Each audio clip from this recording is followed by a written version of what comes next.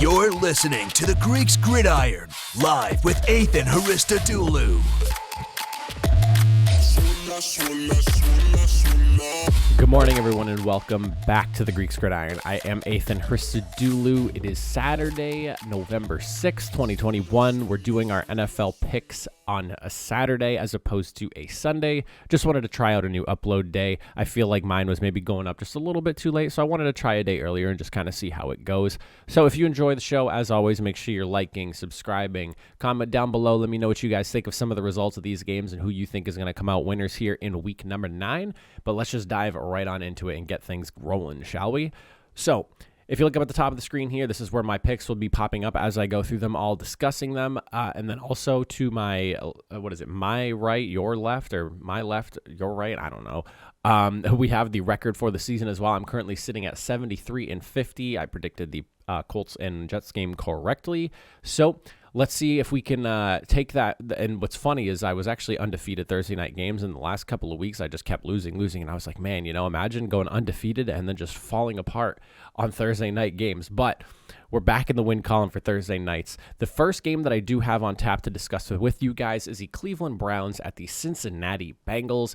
AFC North divisional matchup. It should be a pretty good game. I don't think that there's really a clear favorite in this one. The Bengals might be a little bit favored over the Browns going into this, but ultimately these two teams match up fairly well against each other. There is some intrigue going into it because I feel like both of these teams' numbers do not reflect their most recent play. When you look at the Browns offense here, so some of the things to just keep note of: 22.9 points a game, which is in comparison to the 27.5 a game that the Bengals are putting up. The Bengals are actually ranked 7th in the league on that. So putting up a fair amount of points a game. They're good for almost 4 touchdowns per game as they go through. The Browns, though, struggling to really put up points in an offense that I think a lot of people really expected to be a lot more prolific going into this season. Obviously dealing with injuries. And then on top of that, Baker Mayfield has something going on with his shoulder, and I really don't know just how much that's actually affecting his play, but I feel like he's not playing up to his full potential at the moment. I think the other big thing to note here is like the passing game for the Browns is ranked 26th in the league. They're averaging 221.4 yards a game, which is really, really low. Now, the flip side of it is how good their their run game has been. First in the league in rushing and touchdowns scored, 161.1 yards a game. So offensively, they're like a mixed bag with the passing game, but the running game has been so dominant. Whereas when you look at the Bengals, they're like all about the passing game, and then the running game is the one that's kind of been, it's funny really, because if you look at the teams, they're like opposites on offense. One team runs the ball really well and then isn't passing as great, while the other team passes really well and then the other one isn't running as well. When you kind of like look at the defenses and how these match up here, I think that the Browns have a really good opportunity with this game, considering that they've kind of struggled in the passing game, is to put up some pretty solid numbers. The Bengals passing defense, everyone has kind of looked at their defense and thought, okay, the defense has been pretty good, but in reality, the passing D has not been great. And I kind of touched on this during my week 8 recap video, but the Bengals are currently sitting at 266.9 yards a game passing. So they're letting up a fair amount of yards per game.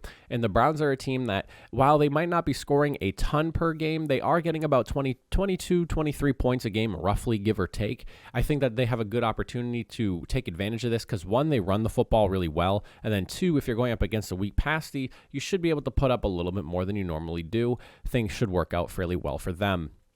I think one of the biggest things to note defensively, though, is going to be just how well these teams can stop the big play. And then also on top of that, just how well the Browns are able to stuff the run. Because with the Bengals' inability to run last week, I think they really struggled to kind of get things going on offense. And if the Browns' run D, which has been allowing an average of 3.5 yards per attempt, which is tied for second best in the league, could give them some headaches. You can't just rely on the pass the entire game. You have to be able to run a balanced offense in some capacity.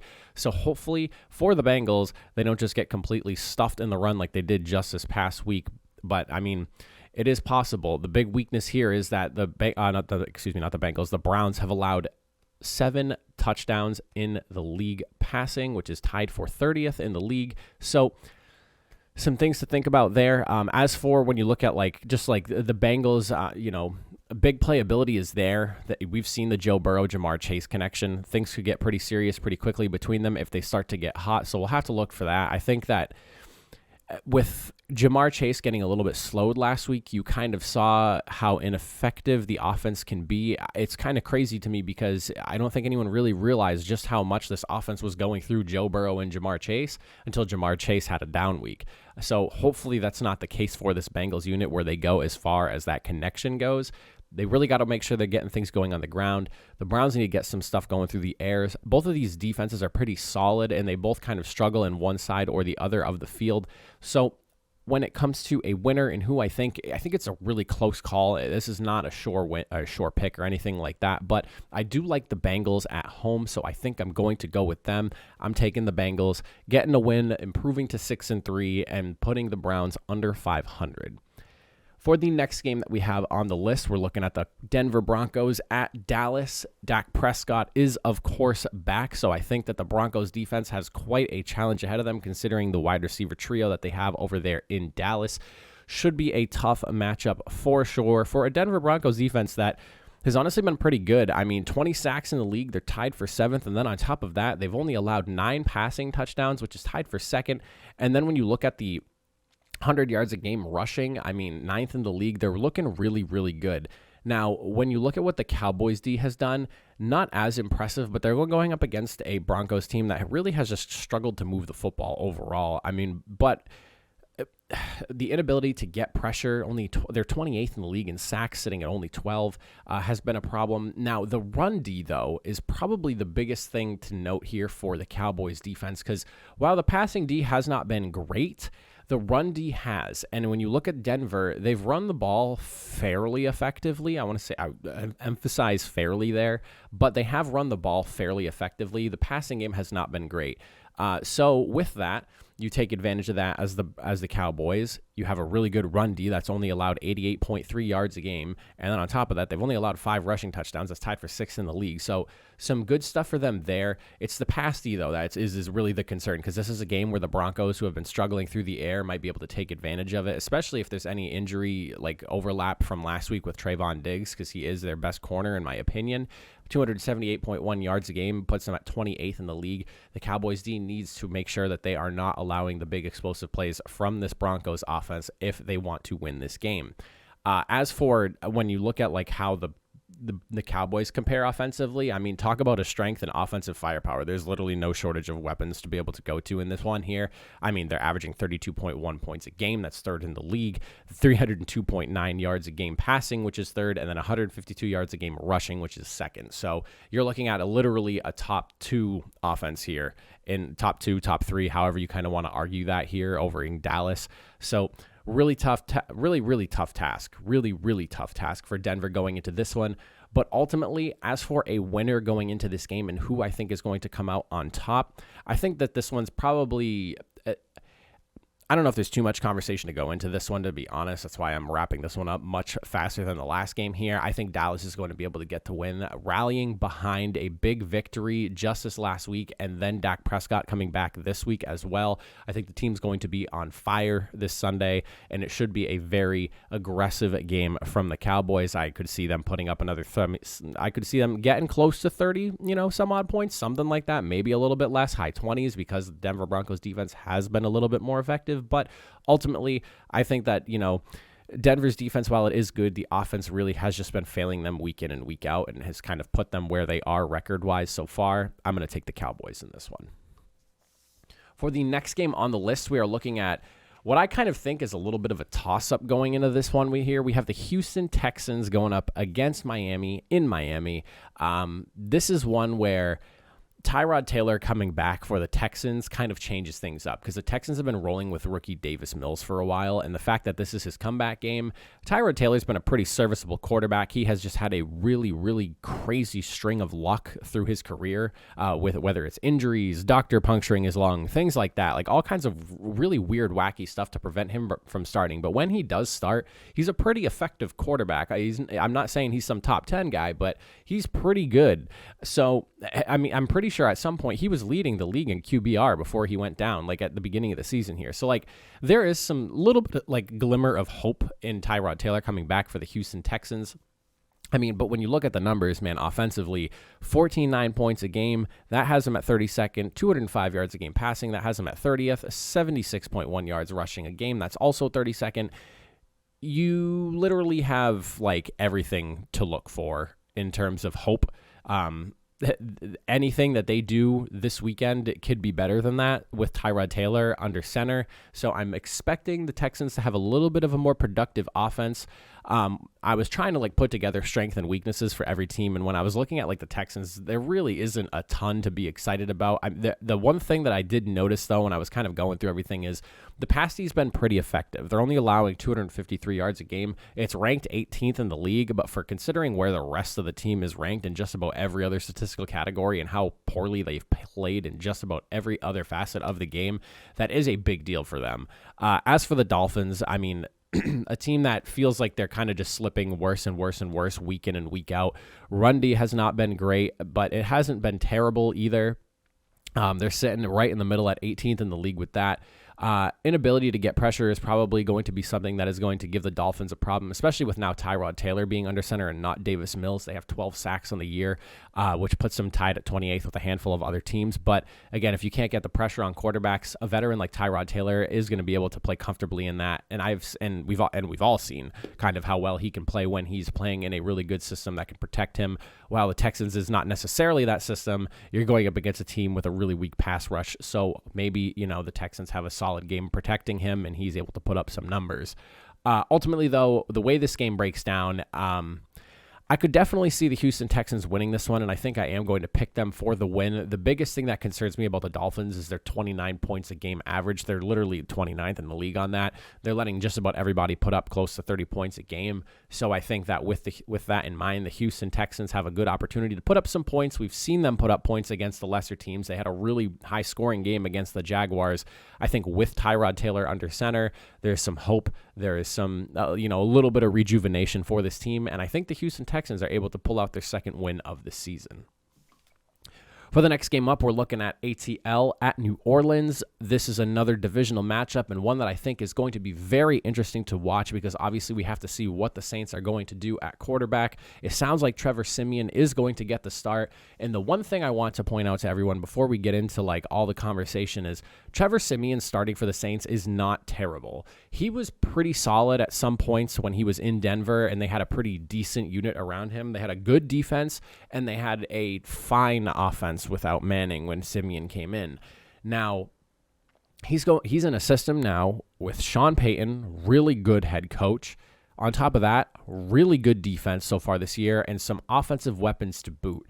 This is a pretty good setup and situation for Trevor Siemian to be coming in. While it's obviously not ideal, it is something that I'm going to be keeping an eye on because I have a feeling that Trevor Siemian could have a pretty good game, especially if he's actually making sure he's prepared for this game. And I think that Sean Payton, with how good the Saints have been this year, is going to make sure that he is ready to go for that game.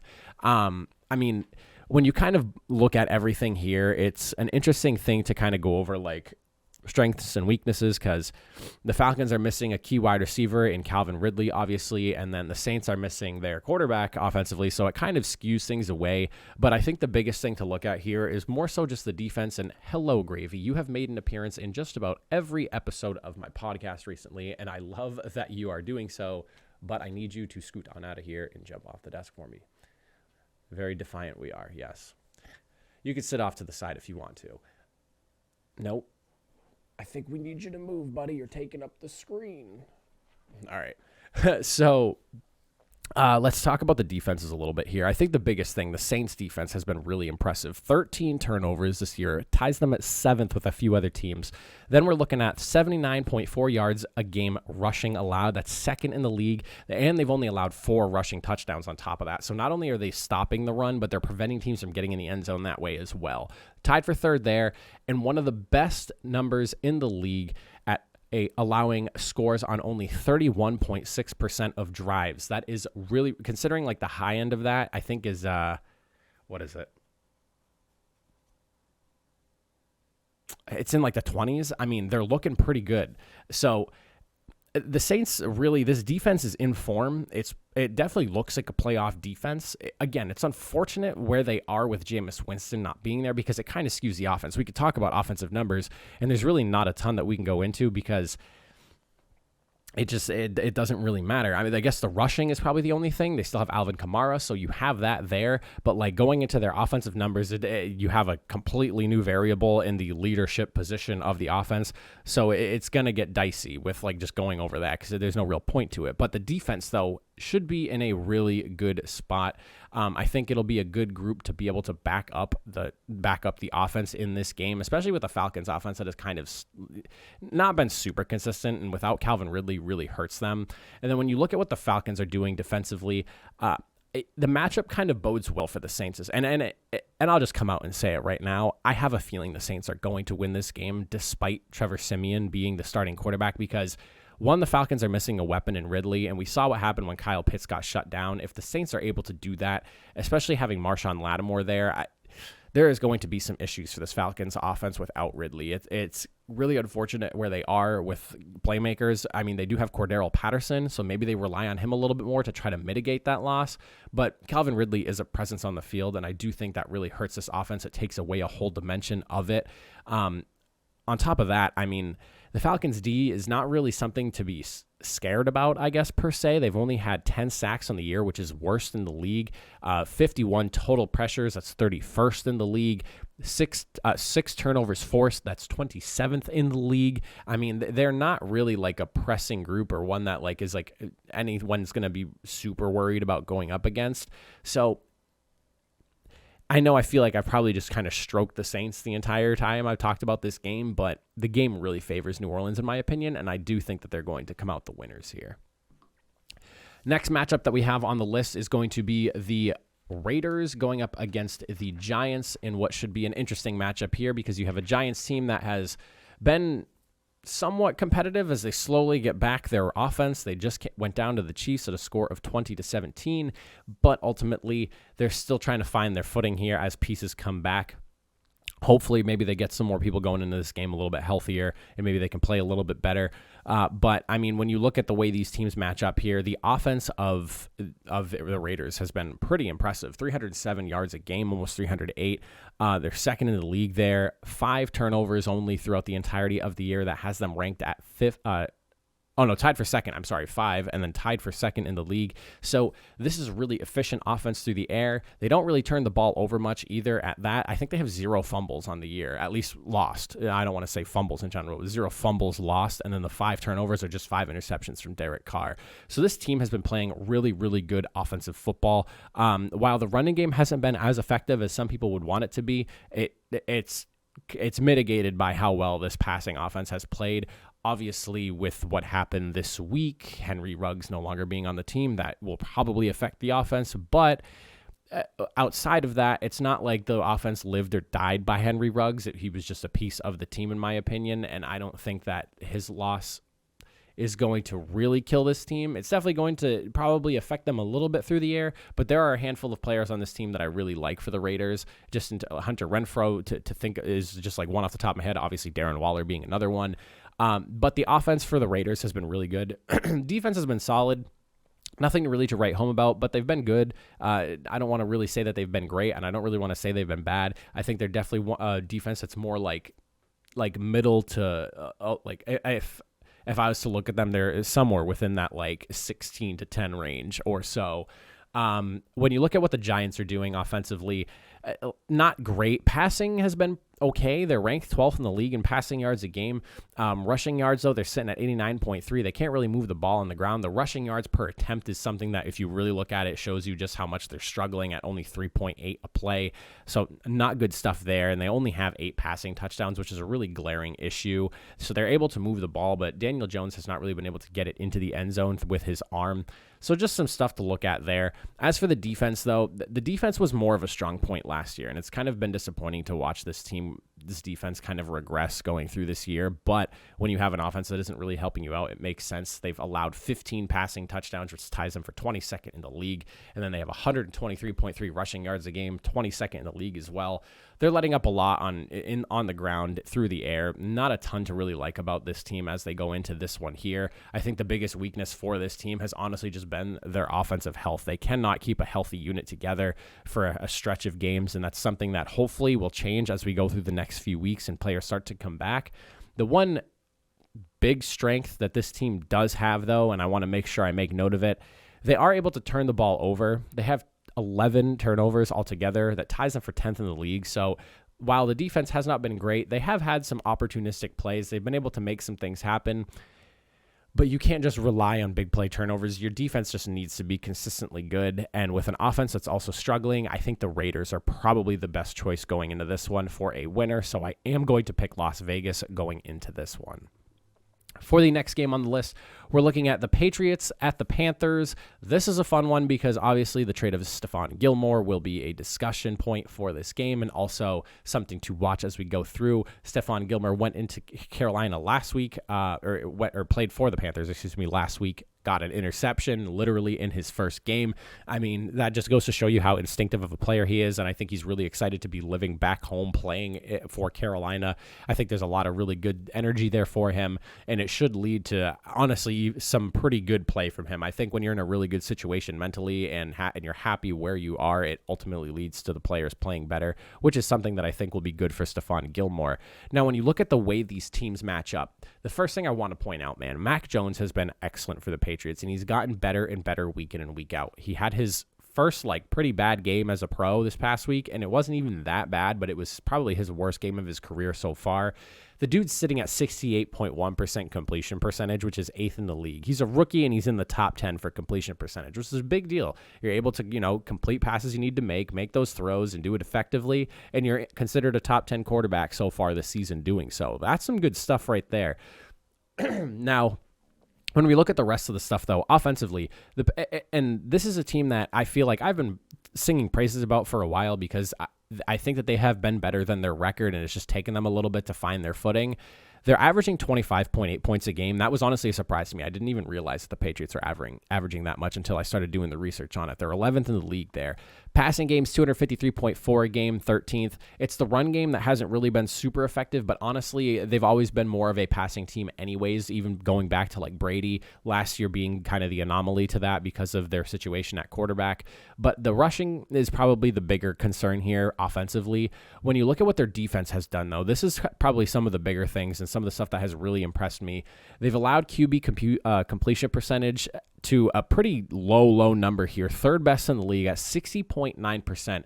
Quarterbacks have really been struggling with their secondary. On top of that, they have 10 interceptions on the year. That's 5th in the league, and that's tied for 5th in the league, So you have an offense that's playing pretty well.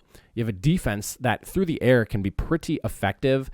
Now, the run D is probably the biggest weakness on that defense. They're averaging about 112 yards a game, They're 16th in the league with that. And I mean, that's not terrible. They're right in the middle of the pack there defensively on the run game. Pass defense has been really effective. They're able to get to the quarterback. They have 18 sacks in the year as well. So the team overall looking really good right now. Ripped off a couple of wins, a really big blowout over the Jets, and then on top of that, another good one over the Chargers this week. Then when you look at what the Panthers are doing, while the defense has been so good, and I cannot stress enough how good this defense has been, the offense week in and week out has been the problem. With the presence of Stephon Gilmore being on that team now, there's obviously excitement in the air, and the defense gets even better with that, in my opinion, and that's a scary thought considering how good this Panthers D has been throughout the year, but I don't know if it's going to be enough to deal with this offense. Yes, they can get the sacks. They have 21 on the year. Their pressure rate's at 28.2% per play. So, they're literally over, a fourth of their plays, they're able to get after the quarterback, or passing plays, They're able to get after the quarterback and at least get him to hurry or maybe force an errant throw or something like that. So they're able to get pressure. They're able to get to the quarterback. But when you look at the offense, this is the biggest issue here. Only 20.6 points a game. 28th in passing yards. They're 16th in rushing. They only have 7 passing touchdowns, which is 30th in the league. And then on top of that, like passing yards per attempt is a really, really low number at 6.4 per attempt. There are so many things wrong with this offense, especially on the passing side, the running less, but more so the passing and just the quarterback situation. We've seen Sam Darnold get benched. We've seen PJ Walker play some game. I don't really know what the identity of this team is offensively. Without Christian McCaffrey, it seems like they're kind of at a loss and they don't really know. Hopefully they can figure something out. But for a winner in this one, I really like the Patriots in this game. With the experience of Bill Belichick going up against a younger head coach, Sam Darnold, I have a feeling that this is kind of a similar situation to the way I broke down the Patriots-Chargers last week. Young head coach, younger quarterback. Bill Belichick plays really well against them, and I think he's going to be able to outcoach them. And with the way the Patriots are trending upward, I think that the Patriots are definitely the better team and the team to like going into this one.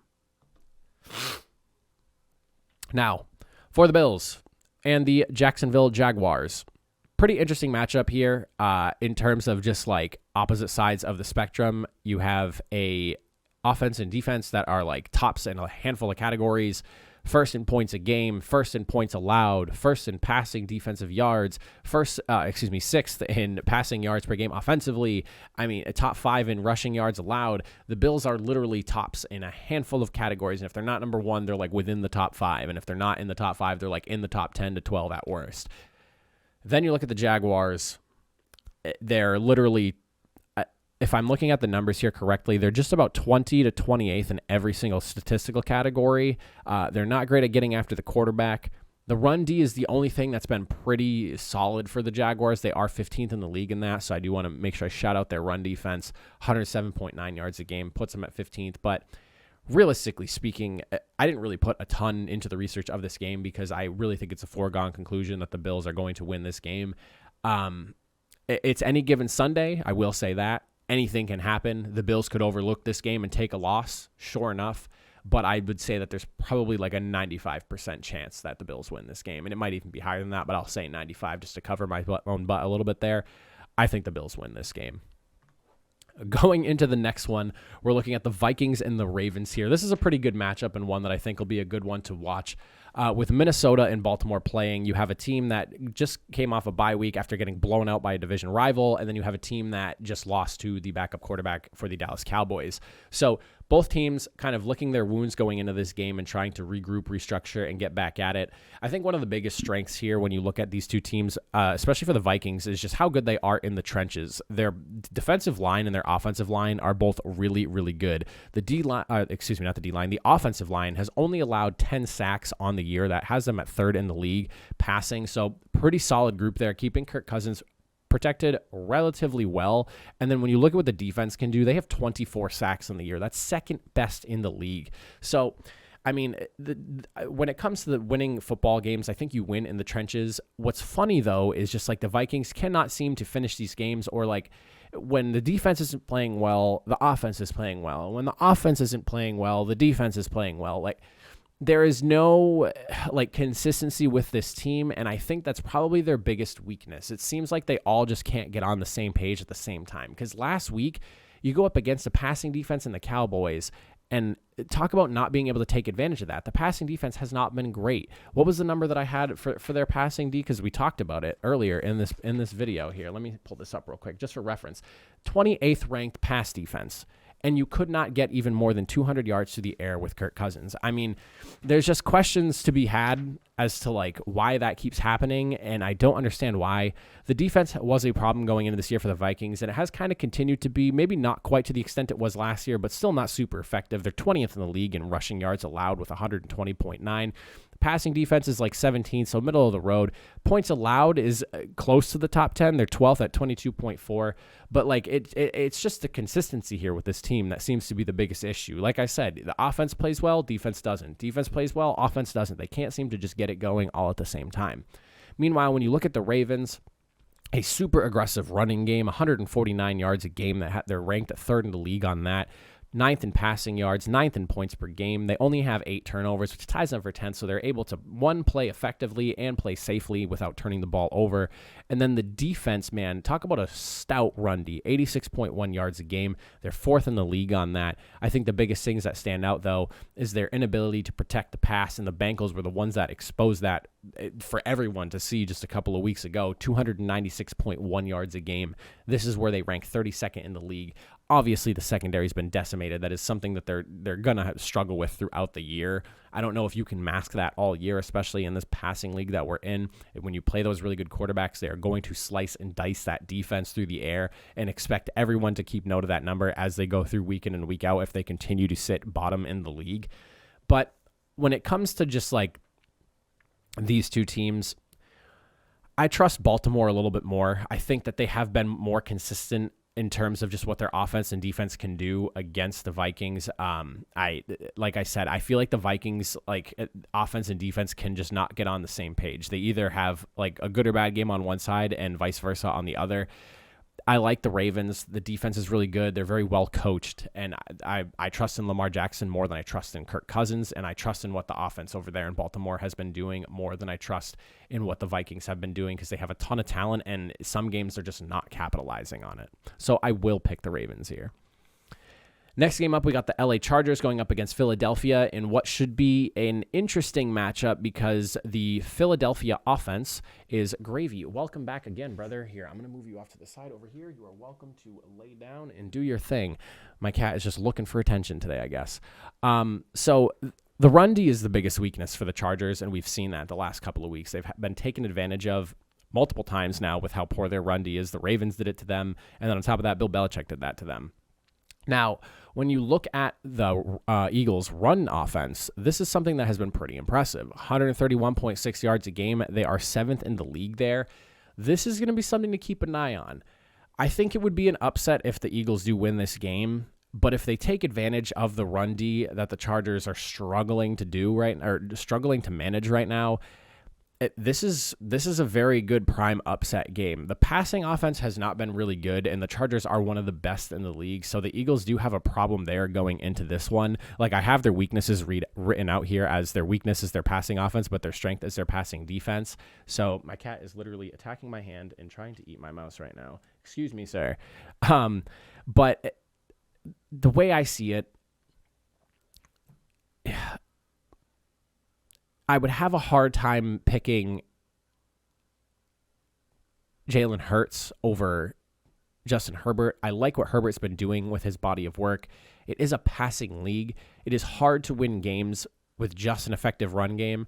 Granted, the Eagles just had a blowout win over the Lions. Lions don't really have a ton going for them right now.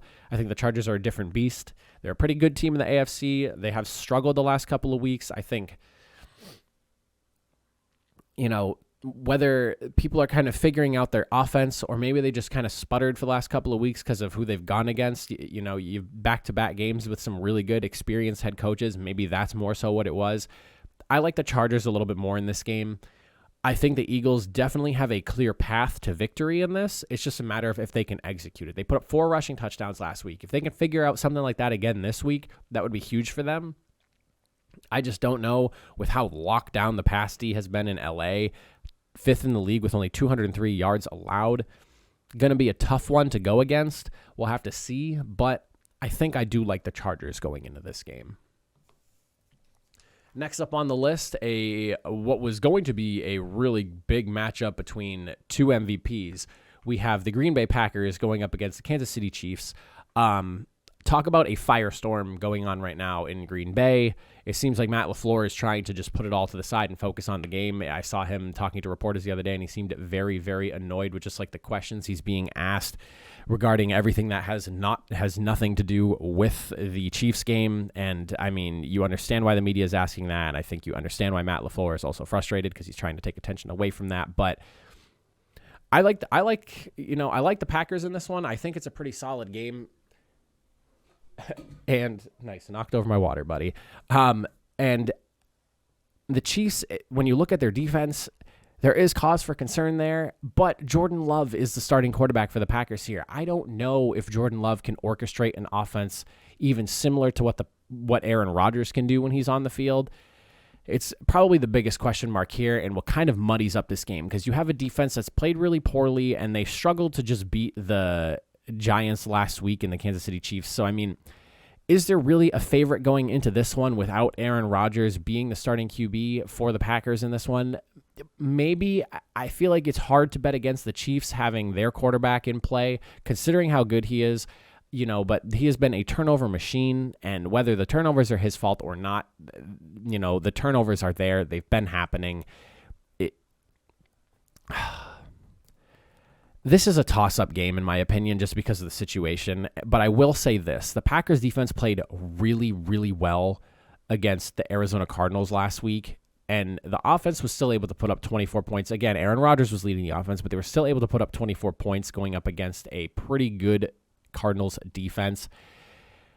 I think Jordan Love could probably put up about 20-some-odd points in this game. I definitely think that's a possibility, especially considering the struggles on this Chiefs defense without going into all the numbers. I think we all know how bad it's been. I mean, the passing D has allowed 15 touchdowns. They're 25th in yards a game. They're allowing 8.4 yards per attempt throw, and they have 11 sacks, which is 30th in the league. One, you have to hope the Chiefs don't have turnovers. Two, you have to hope the defense is able to slow Jordan Love to an extent. Three, you need to hope that Patrick Mahomes and his receivers can get on the same page for a game against a Packers defense that played a really good offense last week, really, really well. Oh, man. I have a winner written on the sheet of paper, but the more I talk about it, the less I'm sure. I think I'm going to go with the Chiefs. I am going to go with the Chiefs on this one just because they have Patrick Mahomes. The Packers don't have Aaron Rodgers. There's been a lot of drama going on. I don't know how that's affected the team. I don't know how much it would affect the team. But I just think without Aaron Rodgers there on the field, it is a different team. I don't know how effective Jordan Love is going to be. I know Matt LaFleur is a great coach. He has one of the best records to start for a coaching career in recent memory. But I think I'm going to go with the Chiefs, just over the fact that they have their quarterback and the Packers don't when it breaks down to it. The Packers defense is really good. The Chiefs isn't, but I'll give advantage offense here just because it's an offensive driven league. So I think I'm going to go with the Chiefs. I think I like the Chiefs on that one. I'm not very sure on that one, but I'll go with the Chiefs. The next matchup that we're looking at here is the Cardinals at the 49ers. This is a pretty solid matchup here in that the 49ers are getting a little bit of a shot in the arm offensively as George Kittle makes his return. That'll be a big one there. But, I mean, when you look at the way these two teams match up, the 49ers have been kind of hit or miss in the passing game, but the running game has still been really effective. Elijah Mitchell, man, he has been great for San Francisco. 433 yards in the season, 3 touchdowns, 5.3 yards per attempt has been an awesome surprise for them because when Raheem Mostert went down with his injury and opted to just take the surgery and be done for the year, a lot of people were a little bit shocked. I definitely saw some angry things sent towards him, which is messed up. I don't really think that anyone should be having some of the things said to him over football. Rather ridiculous for the people that were doing stuff like that. But a little bit of a shot in the arm. Jimmy G had a bounce-back game last week. I think we're still trying to figure out what the heck is going on with Jimmy Garoppolo, because he's getting hurt. He's having good games. He's having bad games. It's still the same questions everyone's been asking. And I think more and more people are slowly starting to clamor for Trey Lance. Jimmy G did a good job of slowing that conversation a little bit last week. He had 300 some odd yards, couple of rushing touchdowns, no turnovers, really good game for him. But when you couple just the uncertainty of the offense and the lack of consistency with the defense that has not been great, it's been good, not great, not quite what everyone was hoping for with a healthy 49ers front, you have some questions there. And then when you look at what the Cardinals are doing, they're coming off their first loss. They should be looking to bounce back, though. It was a tough loss, one that literally came down to the last few seconds of the game and a miscommunication between A.J. Green and Kyler Murray. The Cardinals could very well be undefeated going into this game if that doesn't happen. Now, defensively, really good team, especially with the passing game, and this is where I think things are going to really struggle for the 49ers. The 198.9 yards per game. I mean, they are a dominant group through the air, really able to shut things down. They have 20 sacks in the season, tied for 7th in the league. Yards per play is at 5.2, which is actually tied for 4th best. And then you have 13 takeaways by this defense, which is tied for 3rd best as well. This defense going up against the 49ers offense is quite a mismatch in my opinion. And when you look at what they're able to do on offense, I mean, they are one of the best run offenses in the league. Passing is still pretty good as well. I think I like the Cardinals in this one. I don't really have to go into too much detail. George Kittle will be a good shot in the arm for this team. I think it'll really improve the running game because Kittle is one of the better blocking tight ends, if not one of the best blocking tight ends in the league. I think it opens more things up on the ground for the 49ers, but I don't know how I feel about them going up against this Cardinals secondary and pass rush in this one. Granted, they don't have J.J. Watt in Arizona right now because of injury. However, I still like just the overall Cardinals defense and how well they've played. I think that even though J.J. Watt's not going to be on the field, the fire he can bring on the sideline for this team will still be there. He'll still be able to keep them motivated. He'll be a presence even if he's not on the field. I think the Cardinals come out with the win on this one here. There has been a lot of inconsistency with the offense in San Francisco, and I don't know if I don't really think Jimmy G is the answer, and I definitely don't know that for sure. But just with the inconsistency we've seen, it's kind of like same old San Francisco offense with Jimmy Garoppolo as the quarterback. And until they turn to Trey Lance and just kind of move forward with him, I don't really know where this offense stands in San Francisco, because you have great games from them. You have poor games from them. You have their quarterback getting hurt. Both Lance and Garoppolo have gotten hurt this year. Just a lot of questions and too many more than answers. And I don't know if I can trust that offense going up against a Cardinals D. Next game up on the list, we have ourselves the Sunday Night Football game. This is going to be a good matchup here and one that I'm really excited about. We have the LA Rams taking on the Tennessee Titans at home in LA. This is going to be a good one. All right, you have a really high-scoring offense in the Rams and a really high-scoring offense in the Titans, just going head-to-head in this one. The biggest thing, obviously, is no Derrick Henry. This is really going to change what this Titans offense looks like. I don't expect them to be quite the dominant running game that they were. Passing yards wise, they're 22nd in the league. When rushing, they're 4th. Obviously, because of the running back situation, you have somebody like Derrick Henry. You could feed him the rock 20 some odd times a game and it'd be fine. Obviously, the broken bone in his foot might slow that down once they get him back. I think that they might have been running Derrick Henry just a little bit too much. I understand how good he was, built different kind of guy. The dude's a monster. He was on pace for another 2K season. But unfortunately, I think that you can only run with your running back so many times a game before something like this happens. And I mean, they were kind of rolling the dice with it. And I almost think that this was kind of bound to happen eventually. I remember thinking, maybe Derrick Henry is a different breed of animal and, he's just a freaking beast and, he can run the ball 25, 30 times a game and it'd be fine. Obviously, it eventually caught up with him with that broken bone. But I don't think that despite their lower numbers offensively through the air, I don't think that it's going to be quite a problem. You still have A.J. Brown. You still have a really good offensive line. You still have Julio Jones. You have Ryan Tannehill, who has been really effective throwing the football since going to Tennessee. You still have a really good recipe for success through the air. You're just going to have to kind of flip the script and play the game differently, which might be good for them, honestly, at this point in the season, because you're taking the game planning everyone's done on you and you kind of just flip it and you have to organize it differently. And I think that they can change and game plan around their offense faster than other teams can, considering it's their offense. So while this kind of puts them in a tough situation, I think, I think that they're definitely up for the task. That's kind of what I would say. The biggest issue that I'm worried about is while the passing yards is low, not a ton of passing touchdowns as well, because they've just been running the rock all year with Derrick Henry. The one thing that I'm really looking at here is if the offensive line can effectively protect Ryan Tannehill going up against this Rams defense. They have allowed 24 sacks this year. That is a bit of a concern. Tied for 27th in the league. Not great. That is something we're going to have to keep an eye on, and I think will really dictate this game, especially with the Rams just adding Von Miller. You have quite a defensive front that is, realistically, they could just put Von Miller at one of the, end positions or just, blitz him every single game, realistically, if they really wanted to do that. I don't know what they plan on doing with him in their scheme, but they could just, rather than worry about, because he's probably still learning coverages and things like that with the defense, if they just want to strictly have him get after the quarterback, which I think he is best at, this defense is only going to get better with him on the field. I can't imagine it's going to get worse with one of the best linebackers to have played the game since he's been in the league. I don't really see how the defense can get worse. They're 25th, not 25th. They have 25 sacks in the league, which is first. They've only allowed 9 passing touchdowns this year, which is definitely a negative when you think about the way the Titans are going to have to play this game, not having their star running back. There is a lot defensively that matches up well for the Rams. And then when you look at the defense, the offense, 30.6 points a game. They're 5th in the league on that, 301 yards a game. That's 4th. 104 yards rushing. That's 19th. They don't need to really rely on the run, though, very much because they're able to pass so well, and McVay is able to just open up all these passing lanes for Matthew Stafford. This game can go one of two ways, I think. Stress the I think there, because the last time I said this, it was the total opposite. The last time I said this game can go two ways was when the Packers got blown out by the Saints in week 1. So I really stressed the I think on this one. The Rams offense is very potent. The Rams defense is definitely playoff caliber.